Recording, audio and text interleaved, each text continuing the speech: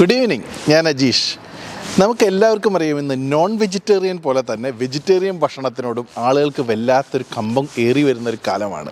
അതുകൊണ്ട് തന്നെ കായൽ വിശേഷങ്ങളിൽ ഇന്ന് നമ്മൾ തുടരുമ്പോൾ കായലിൻ്റെ ഭാഗമായി പ്രവർത്തിക്കുന്ന ഹെർബ് എന്ന് പറയുന്ന കായൽ ഹെർബിൻ്റെ വിശേഷങ്ങളാണ് നമ്മൾ പങ്കുവയ്ക്കുന്നത്.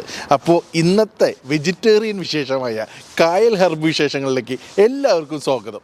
നമ്മുടെ ഈ വെജിറ്റേറിയൻ റെസ്റ്റോറൻറ്റിനെ കുറിച്ച് പറഞ്ഞില്ലേ, നമുക്ക് അതൊന്ന് പോയി കാണാൻ പറ്റുമോ? നേരെ ഓപ്പോസിറ്റ് ആണ്. ഓക്കെ പ്രിയ, ഇതാണ് നമ്മുടെ കായൽ ഹെർബ് എന്ന് പറഞ്ഞ വെജിറ്റേറിയൻ റെസ്റ്റോറൻറ്റ്. അതെ, ഇവിടുത്തെ ഒരു ആംബിയൻസ് അത് ഒട്ടും പറയാതിരിക്കാൻ പറ്റില്ല. നമ്മളിപ്പോൾ ഒരു 3ഓളം സ്ഥാപനങ്ങൾ വന്നു. അവിടെ ഒക്കെ ഞാനൊരു പ്രത്യേകതയോട് പറയേണ്ട ഒരു കാര്യം എന്ന് വെച്ചിട്ടുണ്ടെങ്കിൽ റോയൽ എൻഫീൽഡും അതുപോലെ തന്നെ അംബാസഡർ കാറും അതൊക്കെ കണ്ടായിരുന്നു. എന്താണ് ഈ വണ്ടികളും ഈ കായൽ റെസ്റ്റോറൻറ്റും തമ്മിൽ എന്താ ബന്ധം? ഈ റോയൽ എൻഫീൽഡ് ഞങ്ങളുടെ ജീവനാണ്. ഇതിൻ്റെ ഒരു സംഭവം പറഞ്ഞാൽ നമ്മൾ UK-യിലാണല്ലോ. അപ്പോൾ ഞാൻ പറഞ്ഞിരുന്നത് നമ്മൾ തുടങ്ങിയിട്ട് 20-ൽ കൂടുതൽ വർഷങ്ങളായി. അപ്പോൾ ഇവിടെ നമ്മൾ ആദ്യമായിട്ട് വരുമ്പോൾ നമുക്ക് ഒരു കേരള ക്വീസീൻ എന്ന് പറഞ്ഞ് കേരളത്തിൻ്റെതായി അഭിമാനിക്കാൻ പറ്റുന്ന ചില സംഭവങ്ങൾ, നമ്മുടെ ആചാരങ്ങൾ, അനുഷ്ഠാനങ്ങൾ, നമ്മുടെ പാരമ്പര്യം, അങ്ങനെ കുറേ സംഭവങ്ങളുണ്ടല്ലോ. അതിൻ്റെ ഒരു തുടർച്ചയായിട്ടാണ് നമ്മൾ ഈ ഒരു കൺസെപ്റ്റ് ഇവിടെ ലോഞ്ച് ചെയ്തത്. അപ്പോൾ നമുക്ക് തീർച്ചയായിട്ടും അഭിമാനിക്കാവുന്നതിൽ ഒരു കാര്യമാണ് നമ്മുടെ ഒരു എനർജിയാണ് റോയൽ എൻഫീൽഡ്. അപ്പോൾ പേഴ്സണലായിട്ടുള്ള ബന്ധങ്ങളുണ്ട്. അതിലുപരി നമുക്ക് എല്ലാ മലയാളികൾക്കും ഉള്ള ഒരു അഭിമാനമാണ് റോയൽ എൻഫീൽഡ്. അതൊരു ഫീലാണ്. അതെ, എന്ന് പറഞ്ഞ പോലെ തന്നെ നമ്മുടെ ഹിന്ദുസ്ഥാൻ അംബാസിഡർ തീർച്ചയായിട്ടും ഇവിടുത്തെ മോറിസ് ഓക്സ്ഫോർഡ് ഇതിൻ്റെ കണ്ടിന്യൂറ്റി ആയിരുന്നു. അങ്ങനെ ഒരു റിലേഷനുണ്ട്. അതുകൊണ്ട് തന്നെ നമ്മൾ നാട്ടിൽ നിന്ന് ഹിന്ദുസ്ഥാൻ അംബാസിഡർ കൊണ്ടുവന്നിട്ടുണ്ട്, മഹീന്ദ്രയുണ്ട്, ടാറ്റയുണ്ട്. നമ്മുടെ എല്ലാ ട്രഡീഷണൽ വാഹനങ്ങളും ഇവിടെയുണ്ട്. അത് ഞങ്ങൾ എക്സിബിറ്റ് ചെയ്യാറുണ്ട്. അപ്പോൾ അത് കാണുമ്പോൾ ഇംഗ്ലീഷുകാർക്ക് അല്ലെങ്കിൽ ഇവിടെയുള്ള യൂറോപ്യൻസിന് നമ്മളെ മനസ്സിലാക്കുവാനും നമ്മളുടെ ക്വാളിറ്റീസ് മനസ്സിലാക്കുവാനും ഉള്ളൊരു അവസരമായിട്ട് ഞങ്ങളതിനെ കാണുന്നു.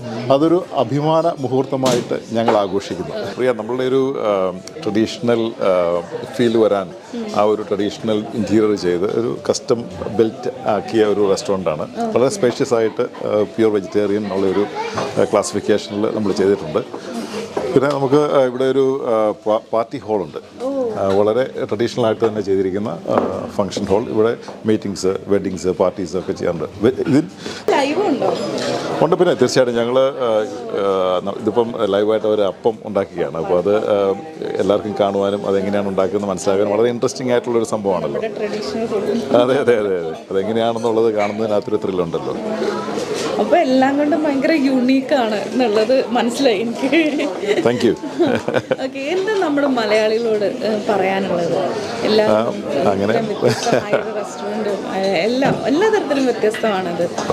തീർച്ചയായിട്ടും UK-ൽ അല്ലെങ്കിൽ യൂറോപ്പിലുള്ള മലയാളികൾക്ക് എപ്പോൾ വേണമെങ്കിലും വരാവുന്ന, ഞങ്ങൾ 7 days ഓപ്പണാണ്.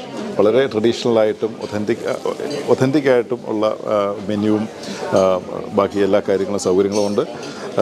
തീർച്ചയായിട്ടും എനിക്ക് പറയാനുള്ളത്, കേരള ഫുഡ് ഒരു ബ്രിട്ടീഷ് സ്റ്റാൻഡേർഡിൽ ഞങ്ങളിവിടെ അവതരിപ്പിച്ചിട്ടുണ്ട്. ഇവിടെ എപ്പോഴും ലഭ്യമാണ്. നിങ്ങളെല്ലാവരും വരണം. നിങ്ങൾ നാട്ടിൽ മിസ് ചെയ്യുന്ന റോയൽ എൻഫീൽഡ് മുതൽ അംബാസഡർ കാർ മുതൽ ഞങ്ങൾ ഓരോരുത്തരും നാട്ടിലെ വിലമതിക്കാനാവാത്ത ട്രഡീഷണൽ ആൾക്കാരാണ്, അല്ലേ? ശരിയല്ലേ? നമ്മുടെ പാരമ്പര്യം, നമ്മളുടെ എല്ലാ ഹിസ്റ്ററിയും, നമ്മുടെ അതൊക്കെ കാത്തു സൂക്ഷിക്കുന്ന ഒരു എനർജി ഇവിടെ ഉണ്ട്. അതുകൊണ്ട് നിങ്ങൾ എല്ലാവരും വരണം എന്ന് മാത്രമേ എനിക്ക് പറയാൻ പറ്റുള്ളൂ. Thank you. അപ്പോൾ ഇത്രയും നേരം ഞങ്ങളോട് വിശേഷങ്ങൾ പങ്കുവച്ച ജയമോൻ ചേട്ടന് ഒരുപാട് നന്ദി. അങ്ങോട്ട് നമസ്കാരം Priya. Thank you for coming. അപ്പോൾ ഇത്രയും നേരം നമ്മൾ കണ്ടത് കായൽ റെസ്റ്റോറൻറ്റ് വൈവിധ്യമായ കാഴ്ചകളാണ്. വിവിധ ഭക്ഷണങ്ങൾ കൊണ്ടും ഇൻറ്റീരിയൽ കൊണ്ടും നമ്മളെല്ലാം വിസ്മയിപ്പിച്ച കായലിൻ്റെ ഈ ആഴ്ചയിലെ കാഴ്ചകൾ ഇവിടെ അവസാനിക്കുകയാണ്.